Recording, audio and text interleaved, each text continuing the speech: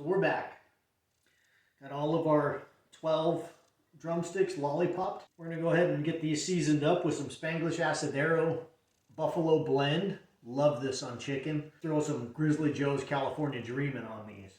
Hit them with a double whammy. Probably just hit these over the top with the Grizzly Joe's, and then we'll make sure to get all areas with the Spanglish Asadero.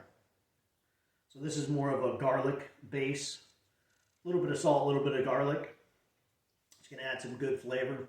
We're done with those, and then we'll go ahead and get these, like I said, around the whole thing.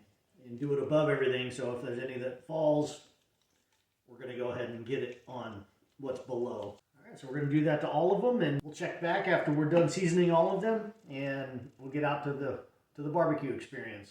Barbecue Board's headquarters. So we got everything all seasoned up. Unfortunately, we ran out of our Spanglish Asadero, so we had to go to the stash of rubs, and we pulled out some John Henry's Aloha Chicken and Fish Rub. Let's get outside to the barbecue experience, and we'll see you back there.